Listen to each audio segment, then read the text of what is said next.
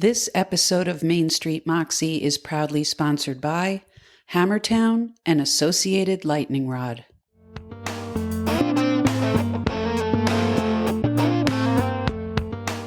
So, Thorin. Mary. It's that kind of Monday. It's a Moxie Monday. It's one filled with Moxie. And guess what? Our guest today is our first ever Moxie Award recipient. Can you believe it?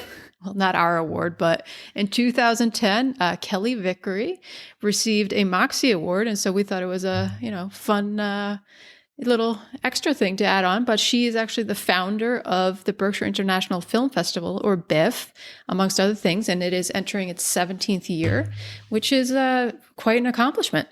It is an accomplishment. She's also the artistic director there. Mm-hmm. And she's worked in the arts her entire life in different ways. And places. And places overseas and in the States. And when she came to the Berkshires, she decided that it needed a film festival. And she was the person to bring it in. And she was. And so I can't wait to hear about her journey to that point and the last 17 years of BIFF. I'm excited too. Shall we get to it? Let's do it.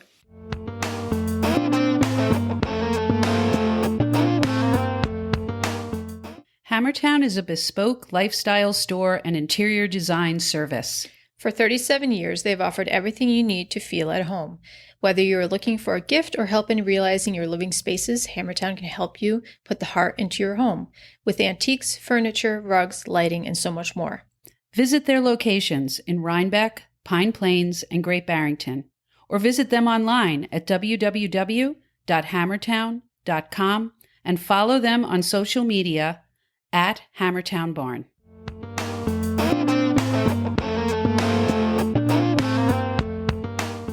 So, Kelley, welcome to Main Street Moxie. Oh, thank you for having me. It's great to be with you guys. I just wish it was in the studio. Oh, yeah, but Thorin and I have been very pleasantly surprised at how it's the next best thing to being here on Zoom. Yeah, true.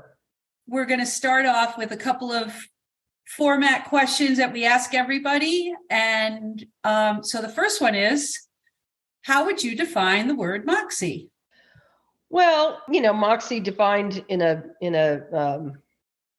the proper definition is, a force of character or determination, someone with energy and nerve. So I think, so that's how I would define it, the way it's properly defined. And Moxie is, I think, a positive thing. I think sometimes people wonder if Moxie is positive or is it negative, but I think Moxie is a great thing, especially in a woman, to have. So I think that's a great term to use for women with determination and courage and nerve. So in your career in life, which we're going to get into, and there's a lot of it, how have you used Moxie, or how do you see it playing out in your own life? I guess, my first real act of Moxie was when, I picked up with my then husband and literally moved across the sea, left everything, a great job in Washington, D.C. And we were determined to move overseas. And we did. And we landed in Germany. And one thing led to another. And we ended up having an entire decade overseas. And then when I came back, and I started businesses overseas as well. So, that takes determination and nerve because you're in foreign countries and, don't always know the language or the customs. You have to figure that out pretty quickly. But also when I came back and really needed a job, and I had 3 young kids, and to start a film festival from bare cloth took a lot of nerve. Although my father would say there's a fine line between bravery and stupidity. And he's not wrong. Thanks, Dad. So there's, so I think I sort of blindly went, just really thinking, well, I can't have a job that I'm sitting at a desk from 9 to 5. I've got 3 kids and they need pickups at 2:30 and get to sports and, all that kind of thing. And so I thought, I'll just create my own job. And then I can do it at, 6 o'clock in the morning and, after I get them on the bus and then, until 11 o'clock at night when I want to go to bed. So anyway, I guess in hindsight that took Moxie to start a film festival, which is now in its 17th year and thriving, and even survived a pandemic. So saying a lot. Yeah. When I was faced with that decision of going back to work with 3 small kids, I went to work for the local public library and start a film festival.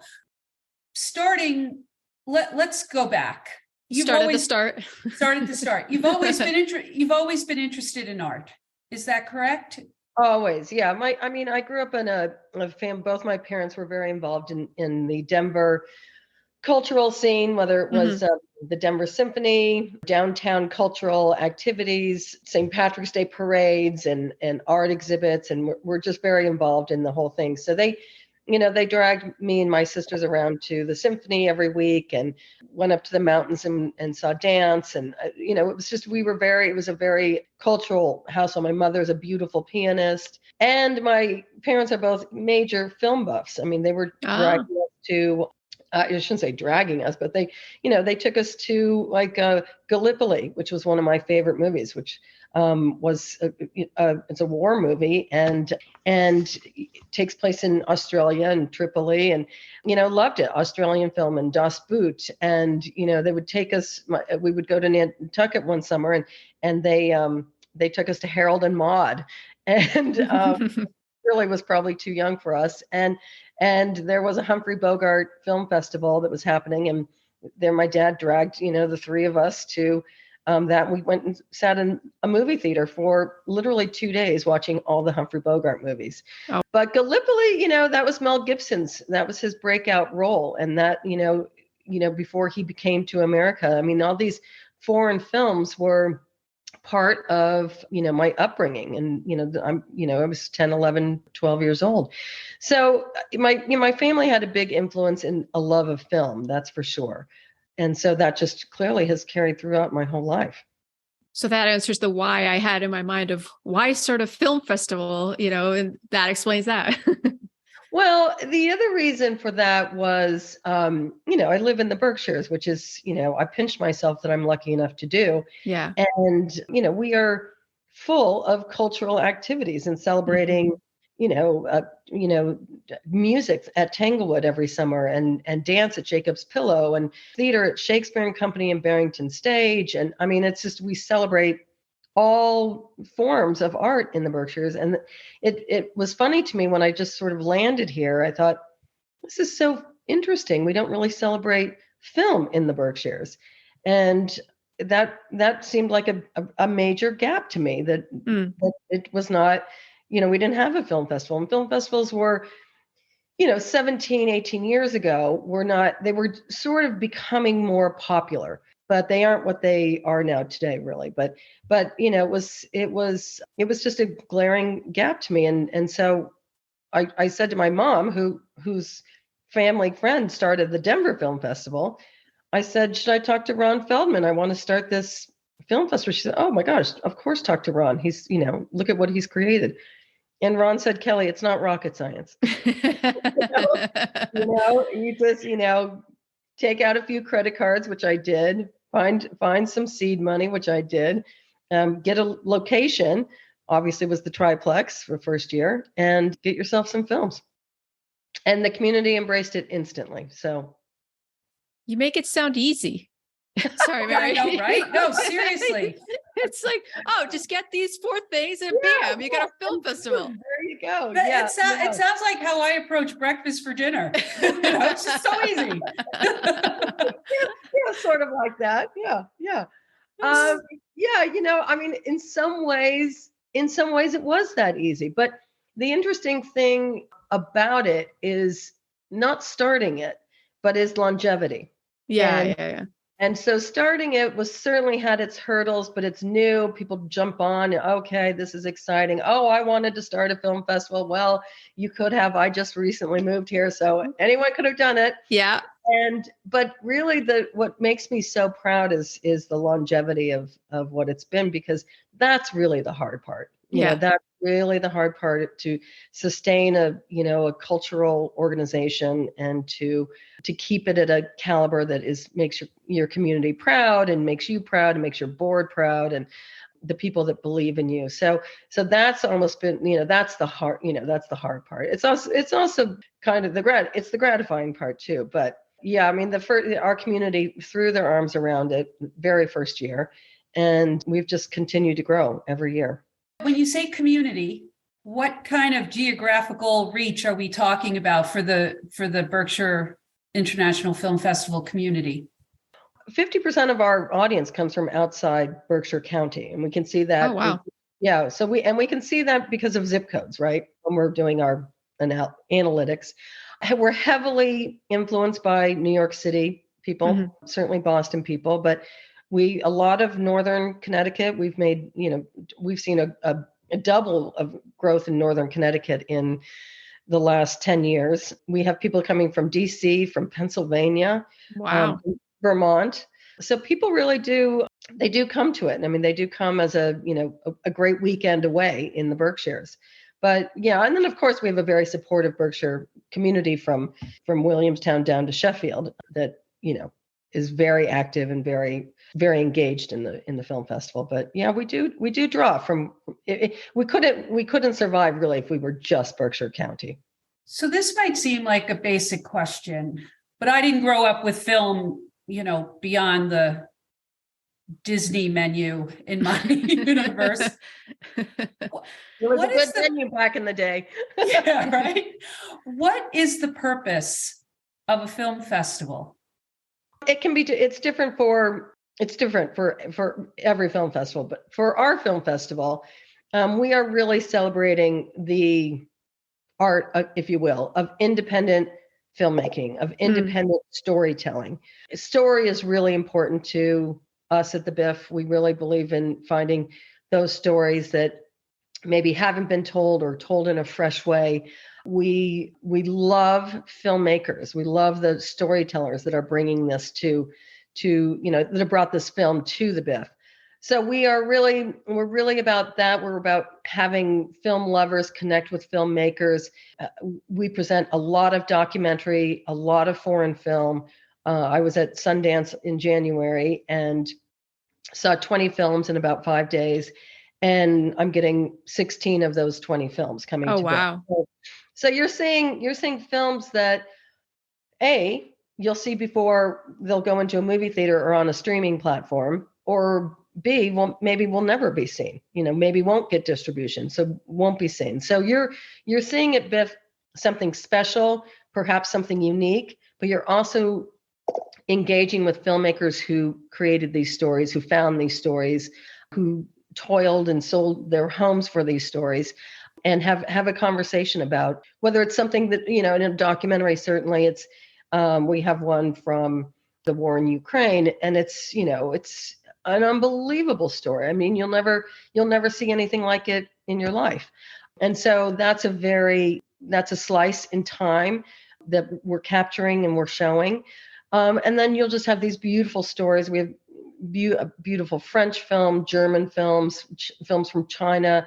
They're just beautiful slices of life in that culture, whether they're historical or they're present day. So you're getting a real mix of storytelling, and being at a film festival, you're immersing yourself into that world of film, and that world is taking you everywhere. It's taking you, as I said, from Asia to India to Pakistan to Chile to all parts of this country, and then stories in our own backyard. So it's a real immersion into independent film storytelling, and the added bonus of having these filmmakers here to talk and discuss and have a conversation with them about what that process is and about what that story is.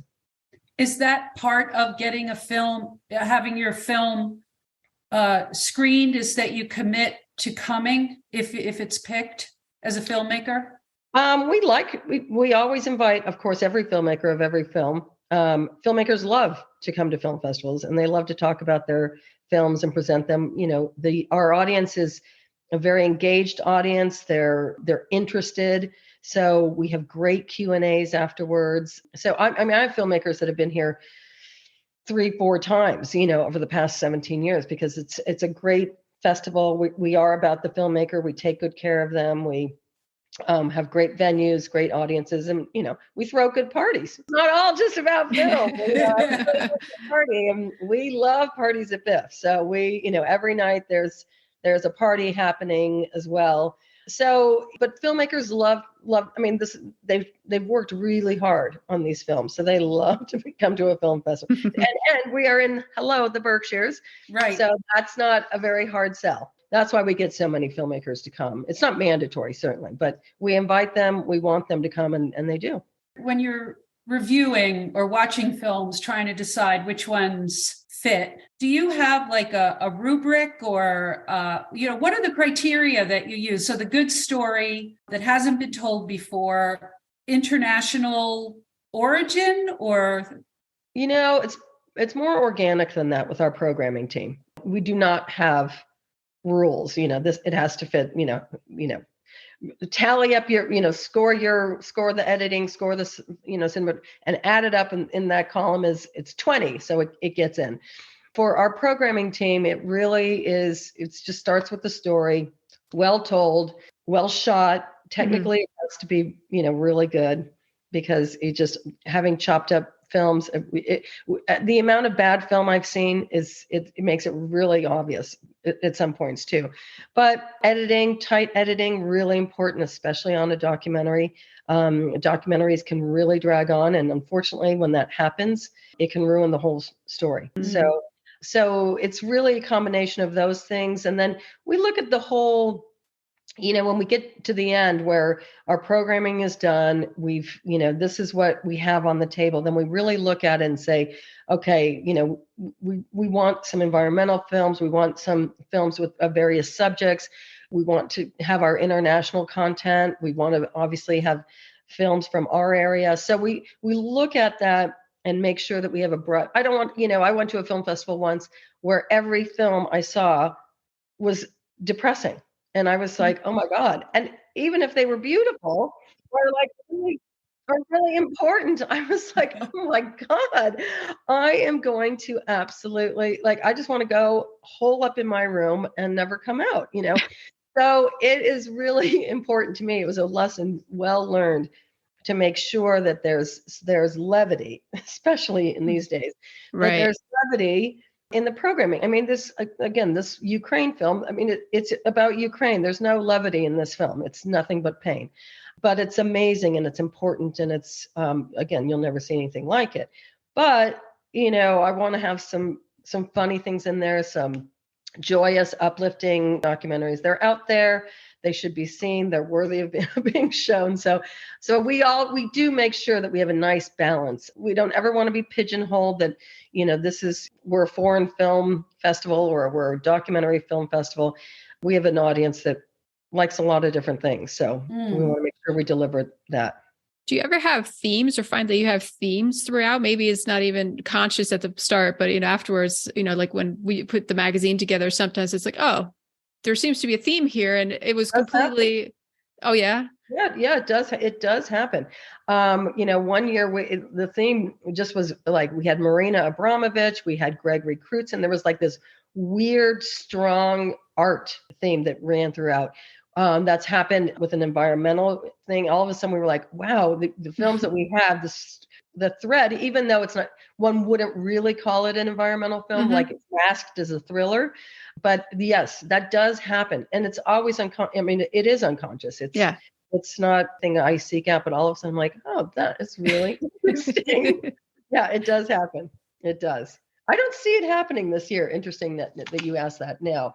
But yeah, not really. We're pretty varied this year.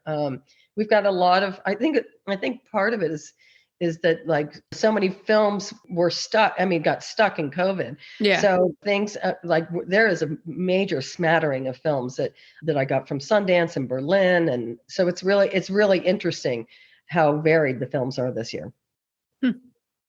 That's exciting. Yeah, it is. It is. So can I ask, when that first film festival, how long, from the seed of the idea to that first week in June, how long was the process to get to that? And, how did you even, I'm just thinking of how do you approach these film folks and, convince them basically you're an unknown entity. So Right. how did that work out? And obviously you've grown, 17 years success with it. And, but I'm just curious as to, that the footwork on the first year, how did that come about? It actually moved rather quickly. I mean, I sort of planted the idea in the spring before, and that summer, I had was talking about it. That's when I went out to Denver to meet with this guy from Denver Film Festival, and I started talking about it and saying I wanted to set it in the spring because that was a shoulder season. And a friend of mine, Nancy Fitzpatrick, who'd become a friend of mine, she owned the Red Lion Inn. Mm-hmm. And she said, "Oh, I think a film festival would be great. You're absolutely right." She said, "I'll donate rooms for your filmmakers." I talked to Richard Stanley right away at the Triplex. Mm-hmm. "Oh my gosh, that's been a dream of mine that we'd have a film festival. I'll turn over the theater for you for the weekend." A friend of mine is Kevin Sprague of Studio 2, and he does all of our design work and website. So he said he'll do that for us. And then I met, well, I didn't meet, he's a friend of mine who's no longer with us, but he said he was in the film business, and he said, I'll get some films. I'll get some films from Picture House, and from our opening night film was, oh my gosh, what was it? It was a Robert Altman film, Prairie Home Companion. It was Prairie Home Companion with Meryl Streep and Laura Linney. And yeah, so that was our first opening night film, was a Robert Altman film. And then from there, once it started, then these other guys who are Submarine Entertainment, they are like the kings of documentary film. They grew up in the Berkshires, so they grew up in the Berkshires, and they are really the number one, aside from Sheila Nevins at HBO. They are really like the number one in documentary film. So they were helping to provide documentary content. And then once you get going and you start making relationships and people see that it's a proper festival, you're not throwing up a scrim in a high school gym, then you get some legs. And I did get some seed money from someone who lives in the community. I did take out a few credit cards, and then so it was about just under a year. So we kicked off in May of 2006.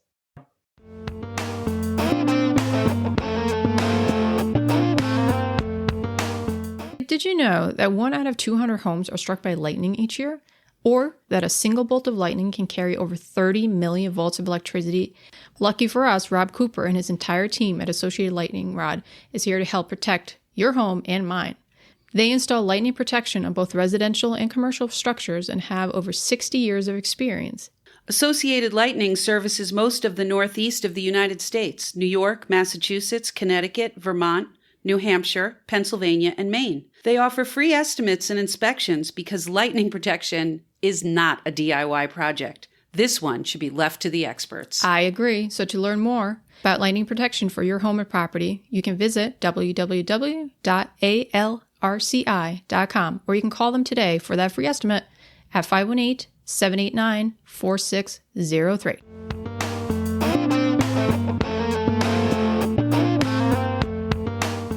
So what do you think it is about you that made you kind of the trustworthy bearer of this film festival? I mean, they must have seen something to say, yeah, this woman's credible. Yeah, I don't know. Again, I mean I don't know. I don't know what that is, but I'm glad I didn't disappoint them. I'm glad I was true to my word that I could pull it off and do this, and to trust in me. But I don't know. I mean, I had been, at the Kennedy Center, it was like the MBA of Arts Administration and Special Event Planning. Mm-hmm. So I had a pretty good track record, and I had started businesses overseas, and I don't know. I knew what to do, and, people took a chance on me, I guess is really what they did, is just take a chance. And then once I had a track record, and people really like it, then they're all in. Then everybody just got all in. Right. So once you build it, they will come. Yeah, I think it was a little bit like that. Yeah. Yeah. I think it was clearly, I mean, obviously I wasn't the only one who felt like we needed a film festival in the Right. community because people did just wrap their arms around it. And by the second year, I had paid off those credit cards. So, we didn't have any debt, I Yeah. mean, and we became a 501c3 in year 4. And that then you can properly fundraise and do all those kind of things. So yeah, I mean, I would say it took really 4 years to really get our legs under us. And a lot of film festivals don't make it to year 5. So once you pass year 5, it does feel really good because you sort of have that in the back of your head that so many fail in the first few years. So it was yeah. And again, I think people just thought, this is really fun. And it's sort of the kickoff to the cultural season of the Berkshires, in the springtime. And, a few weeks later, Jacob's Pillow opens, Barrington Stage opens, Tanglewood opens. So it is a great time of year for people who are opening up their houses in, Memorial Day, and then they just stay through for the summer. This is a really fun thing to do.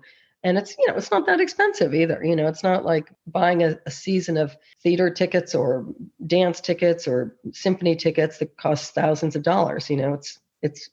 It's a lot less. So these 4 days that culminate in the film festival, when do you start? Like, are you doing this all year round, or how does your year go?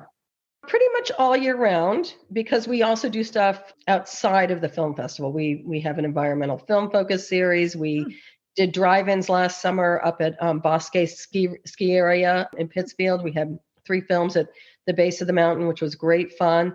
We do a food and film salon. So we do stuff throughout the year. But for the festival itself, we start in earnest in September. We have a few months where we can, well, if we don't have to throw a gala, it's, we do a gala every other year. But, in the summer we have, maybe July and August are a little bit quiet. We do these things in the summer, screenings in the summer, but the festival itself really starts in September. Wow. Yeah.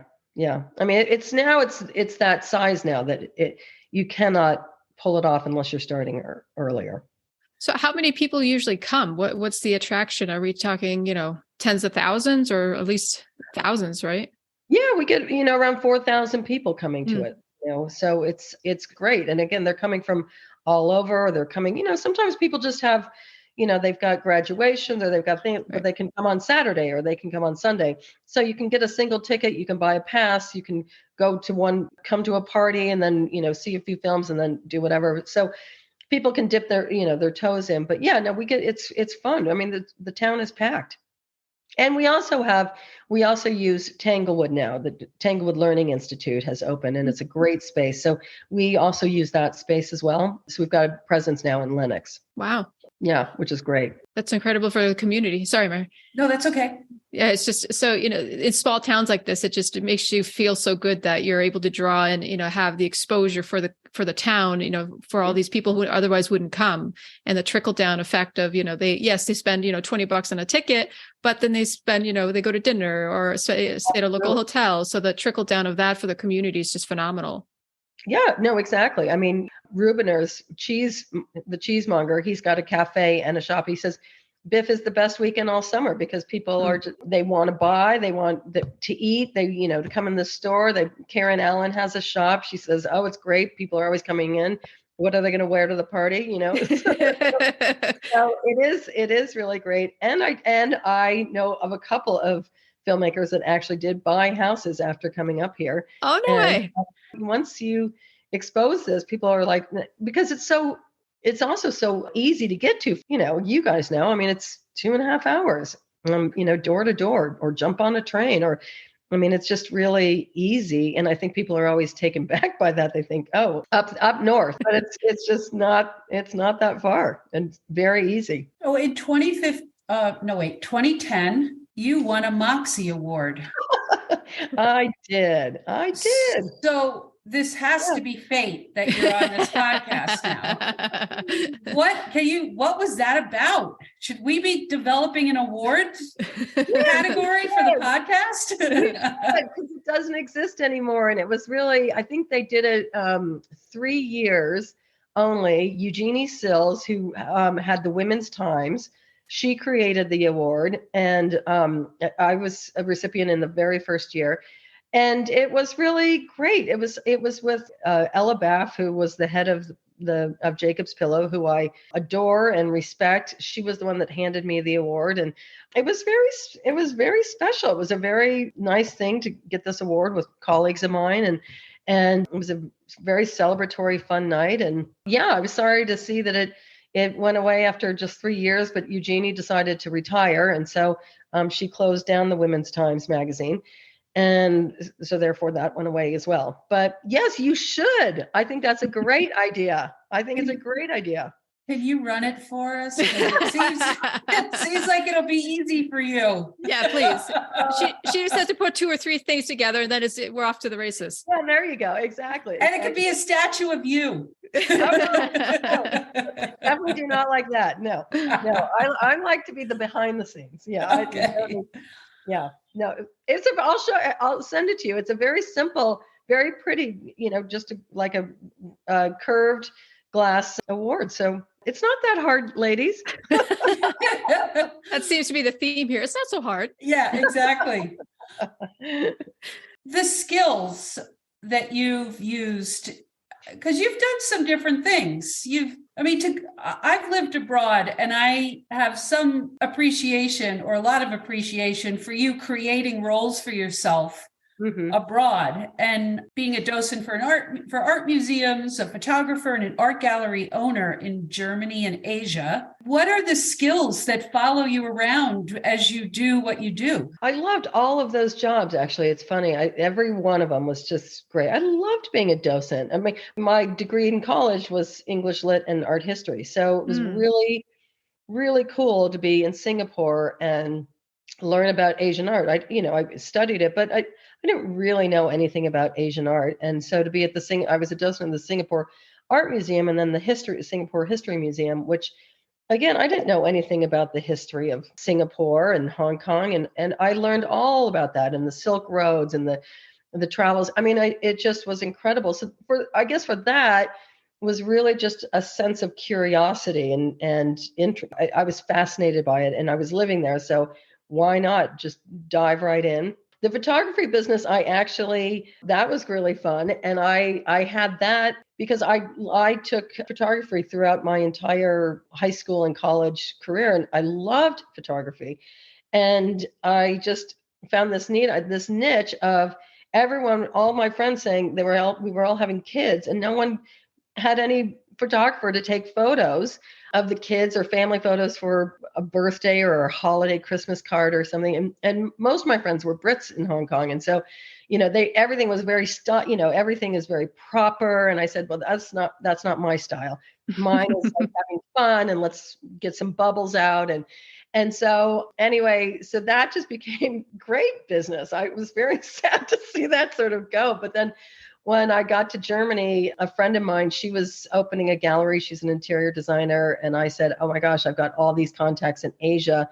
Let's fuse it with European and Asian art and furniture. And it was a fantastic gallery, just really. And there was nothing really like that in Frankfurt. So yeah, so it was really successful. So all of these were just, I don't know, they were kind of, the right moment at the right time with the right person, I guess. But it was all of those things were really fun. But I guess it was just out of wanting to work, wanting to be engaged in a place that I was living. And I guess that's really, I mean, I am organized. I am, I'm a troubleshooter. I mean, my background is events. You cannot run an event without keeping a cool head. And you can't run an event without just learning how to, I hate the word, but pivot, because something will go wrong. It's an event. Everything goes wrong in an event. You just don't want everyone to see what's going wrong. You just want to cover that up and just make sure, things go forward, and just have a can-do attitude. I think that at the end of the day is the thing that is universal. If you have a can-do attitude, there's a lot that alone will get you through. Do you ever have moments of doubt during this when you're diving into, because these are not small feats that you've accomplished, and just so it's like, do you just die? You're like, yeah, I can do this, or is it like, well, maybe I need to, figure this out before I just dive in, or are you just the type that dives in and then afterwards you're like, oh yeah, maybe I should have done it this way or that way? I think I don't dive in unless I know I can do it. I think I look at it and say, yeah, I can make that happen. And I dive in. And maybe I should do a little more, introspective, thinking about it, but not really. I mean, I know it's a challenge, but I like that. And I like to rise to a challenge. Mm.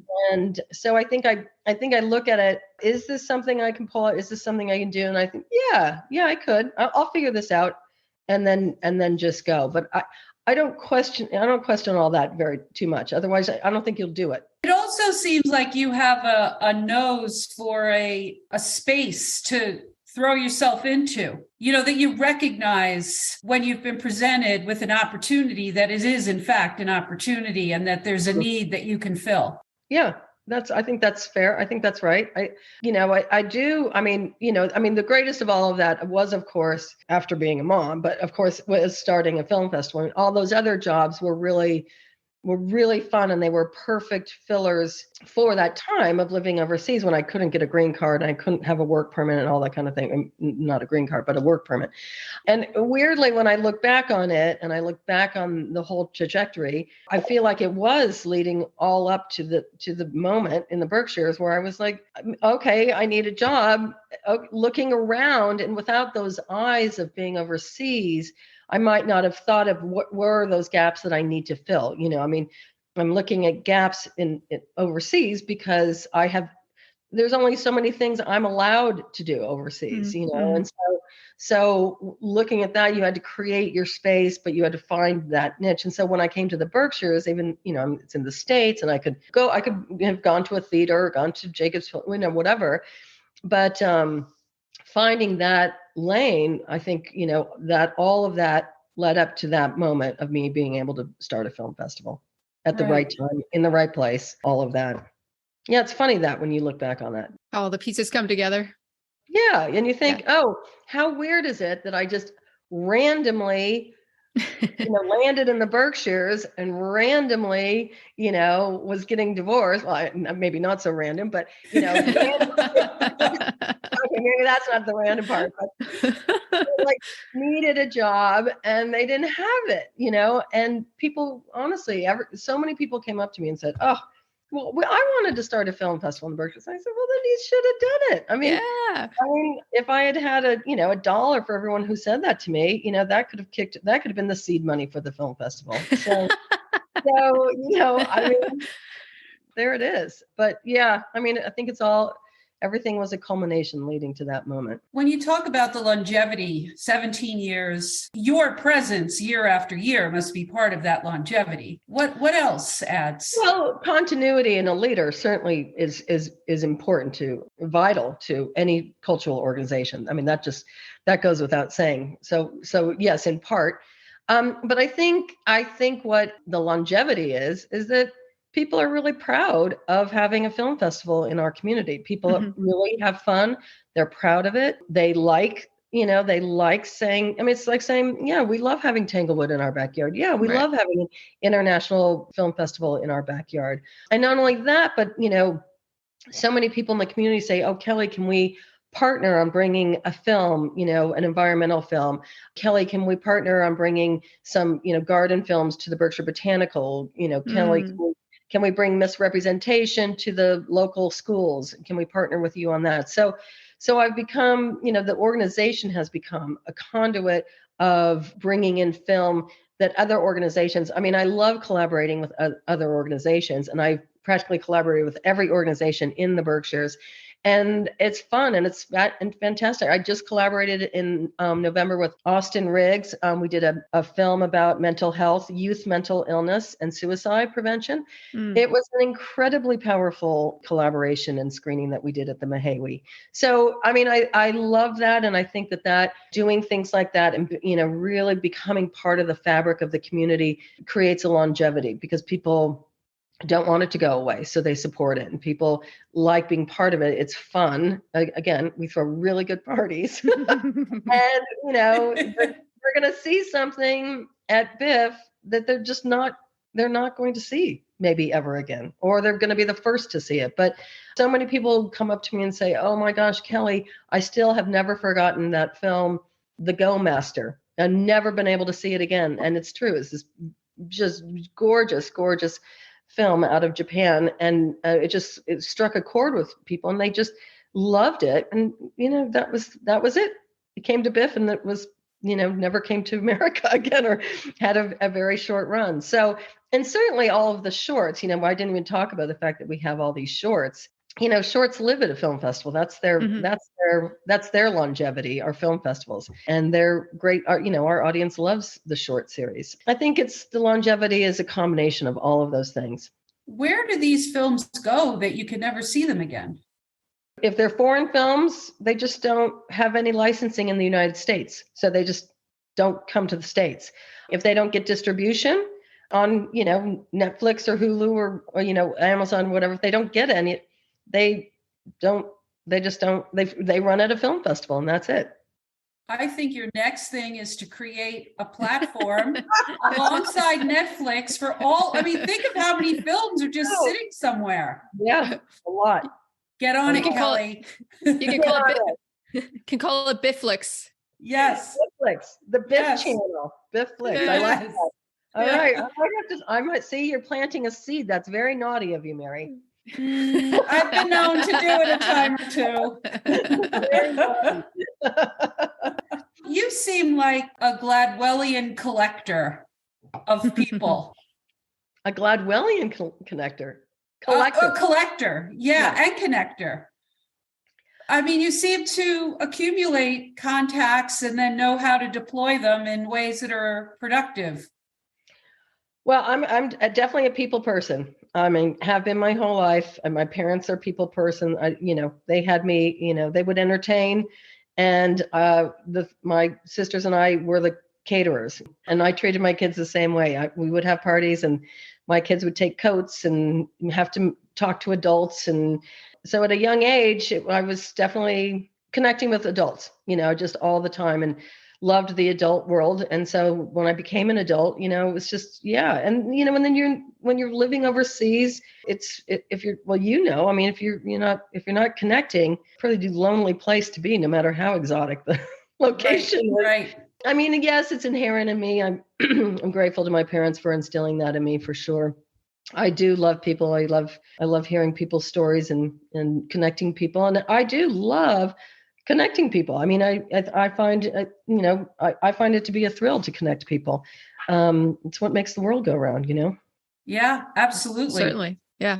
It sounds like you've done a lot of that in your community, and even broadened it, by just when you were talking about connecting all these different organizations and with film and, under that umbrella. That seems like, that you've grown a connection there that would never have been without that. It is true. It's really gratifying too in the filmmaker world, the filmmakers that come. We actually have a filmmaker summit that happens with all the filmmakers and some industry people the day before that, it starts the day before the festival, leads into the festival. But that has created an incredible space for filmmakers to talk with one another and to meet. And from that, so many filmmakers have said, oh my God, I'm now doing a film with Dylan because we met at BIFF, or, you can't believe it, but, I got this opportunity, this internship with Submarine because I was at BIFF with my short film. So that really translates in the film community too, which is, again, that's really gratifying. And one of the purposes to, it's why filmmakers love the BIFF too, is because they're coming, they're being taken care of, but they're also, filmmakers will say, I've been with this filmmaker since Sundance in January, and I've never seen their film. I've never had a time to sit and have a drink or a cup of coffee with them.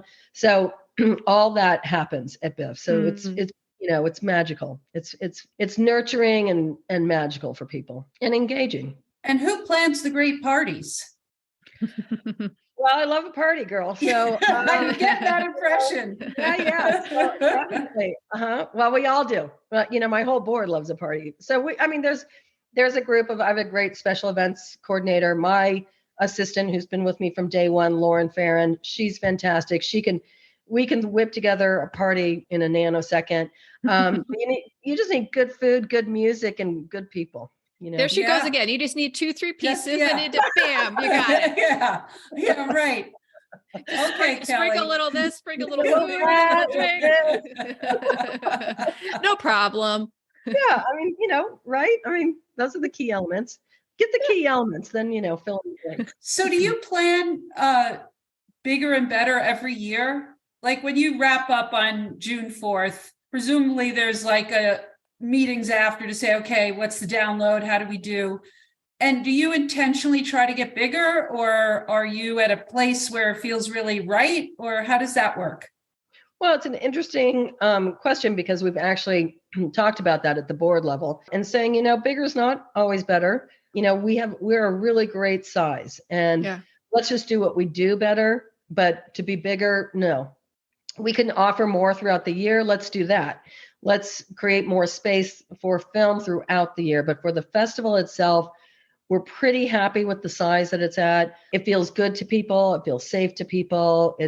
People don't feel overrun by it, which can happen and has happened actually. I think we're all very happy where BIFF is right now. And let's just do what we do better. Let's give it more space throughout the year and just do what we do. So when you say the size, do you mean the number of people who attend or the number of offerings during the 4 days? Both. Okay. Yeah, both. Okay. Exactly. Yeah. I think, going up into Lenox, that's been really great and fruitful for us to have a space up in Lenox to screen films at Tanglewood. That's been great. But, that takes energy and more time and more bodies, obviously, to run that. So we expanded our offerings up into that space, and we expanded the amount of people coming. But I think that's enough for us for right now. I mean, we might feel different when we're all really back after post-pandemic in the swing of things at that time. But I think we just had a great conversation about it, and I think everyone's feeling really good about where we're at, and we can just hang tight for a few years. What are some of the highlights for the upcoming festival, and some of the films that you think will make the most impact, either whether it be comedically or emotionally or otherwise, that have resonated with you guys, that you guys are excited about, and that you think the community will be excited as well? Well, I can't say anything yet, because we're still in the finalizing all of our opening night. We haven't finalized our closing. We're finalizing tribute, but we've got a lot of great content, and we've got some fantastic people who are coming, well-known names who are coming. So all shall be revealed. But it's I know, but we are still in the thick of it. So this is that weird crunch time where culmination of all of this work is coming together. But once Sundance hits and then Berlin, like, things get really crazy, because then people can finally let go of their movies, or the distribution companies have them in hand. And so we can negotiate that, and then talent starts becoming available. So, but everyone holds their cards very close to their chest, before Sundance in Berlin. So it's always a bit of a mad dash right now, but that's okay. I guess it's part of my process. Yeah. Although I do feel like I'm getting too old for the process, but here we go.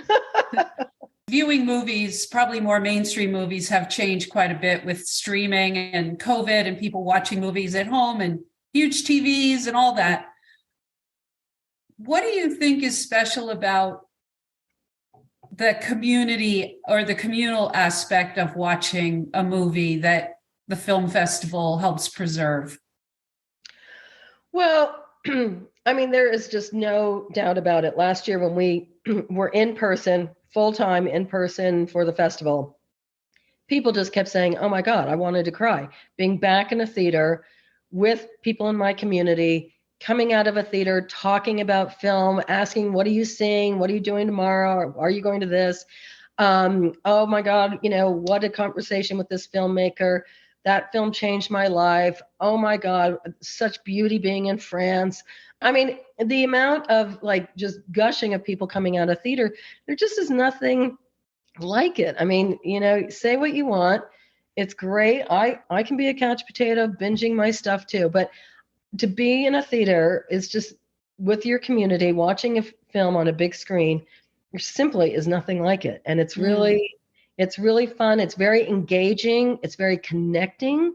It makes you feel really good and really alive and aware instead of just, being on your couch and, not talking about it. Maybe you're talking with a partner or a spouse or a kid, but, to be engaged with people in your community that you don't necessarily see or talk to all the time, and you can have a bigger discussion is really meaningful, and really is really, immersing yourself and having that for a weekend is energizing and thought-provoking and just also just entertaining, too. So I think there's a lot of things that people get out of coming back to a movie theater, having this experience and experiencing it with your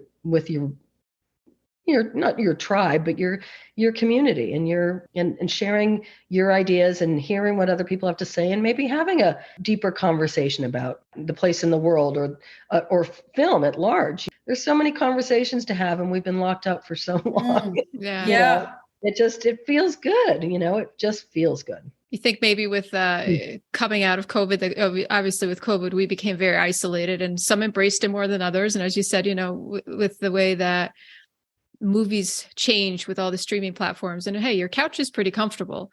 But, I think after a year or two, we all got very sick of it. So you think that a film festival like BIFF is maybe even more important to the community now because of what you just described, with coming together and then communicating with each other and enjoying this thing that we just witnessed and experienced together, that maybe with what happened to us globally, it's even more important.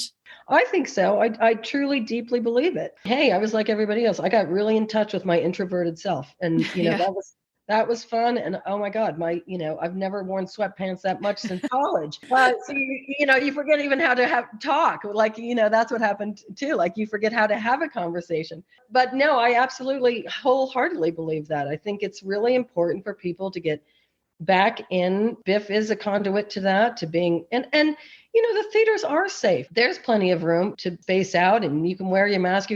It's safe to be back in a theater. And there's so much good that comes out of coming to BIFF, so much good that comes back to being at a festival. And whether it's BIFF or music or dance, I think all of it is important. I think the culturals, we all certainly felt it in the Berkshires when they were taken away. I mean, oh my God, I'm at Tanglewood every Sunday afternoon. That was devastating.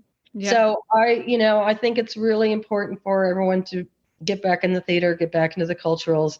It's good for our soul, good for our head, good for our heart. Do you ever think about how the younger generation, their teens and early 20s, and the emphasis on the visual for that generation?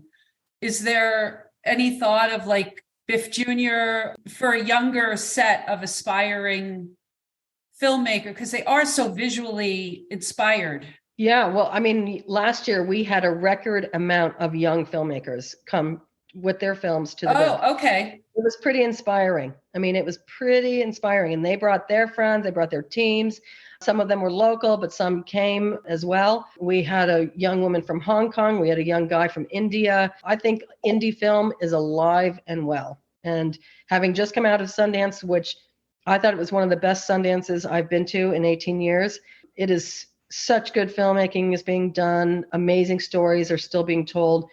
Filmmakers, I mean, and actually, we had an 80-year-old filmmaker. That was as cool as having a 22-year-old filmmaker.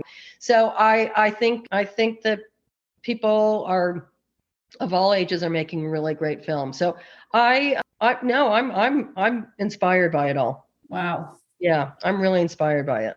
Kelley, we're at that moment when we ask you the final question. Oh no, okay. Yes. Thorin, let her have it. Let her have it. We always like to conclude by, if you could give any of our listeners or anyone advice as to how they can move, as Maria has dubbed it, their Moxie needle, whether it be one simple thing, a large step, a small step, or just something that it might even just change their perspective on how they view something. What might your advice be for someone?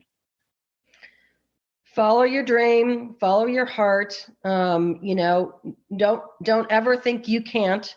Mhm. Can't not be in the vocabulary. Can do, just do it. All of those cliches, they're real. They are real. Just keep moving. Yeah.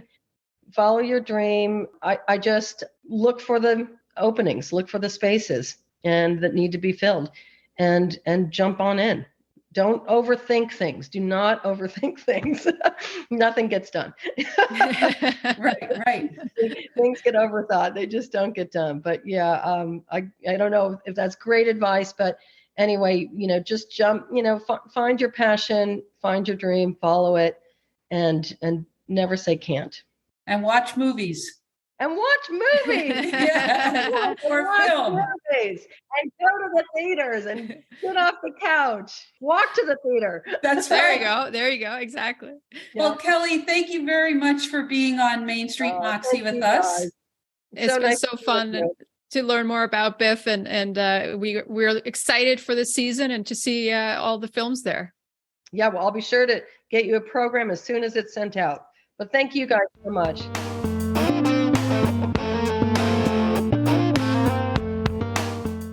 So, Thorin, what did you think of the force we call Kelley? Force she is. No wonder she won a Moxie Award. I just think it's funny and so inspiring how she was like, oh, you just add a little of this and add a little of that, and hence the hand motion with the sprinkles. You sprinkle a little of this, and then you just bam, you got it. And whether it be her doing photography, gallery, or film festival, it's no problem. It's just disposition towards it. It's like, you just put these things together, you do the work, and bam, you got it. Yeah, she seems very unself-conscious about the whole process that overtakes her. And I loved how a pattern was seeing some kind of need that needed to be filled and believing that she could be the person to fill it. Because a lot of people would see the need and look over their shoulders and say, so who's going to fill that? And it's her. Or, you have so many people, you've sat on boards and in communities and stuff, and everyone's got an idea, but only a small percentage is actually willing to do the work.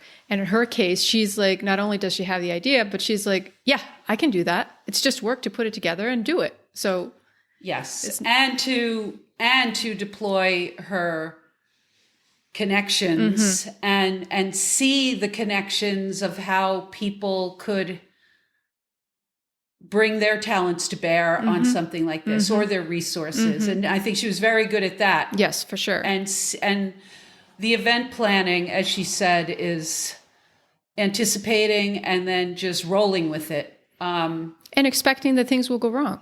Yeah, and that you can deal with it. Yeah, it's not make or break. It's something's always going to go wrong. It's just a matter of, okay, you anticipate that and you deal with it and you come out better at the end. And this film festival in its 17th year, that longevity and the dedication to storytelling and to the filmmakers telling the stories, I think is part of the signature appeal of BIFF. For sure. And the way the community, which has grown, Tremendously, that definition of the community of the film festival comes together to raise this event up. I think, the secret sauce with it, the success of it, I think, is her hard work, disposition, everyone she's corralled in around her, and how they've interacted that with the community as well. And, I didn't realize the extent of how much BIFF works with other organizations in the community and their, overflow with that and, people reaching out to them. But that's, I think, also a nod, tip my hat to them for that, because that's a mark of major success, and that they are ingrained in that community, and just the importance of it for the impact that they have, we throw the rock in the water, the ripples. I was thinking ripple effect that it has on not just people who want to go see a movie, but it's much, much more than that, the impact of it. Yes, it's community building. Yeah. And just joy in seeing a story or watching something and then talking to your neighbor about it, someone you may not even have met before. Right. So who knew that going to the movies could be so much more? Well, we'll find out this June when the film festival starts. So you ready for the party? ready for the party. And the schedule of the film festival is in the podcast show notes. We'll see you there.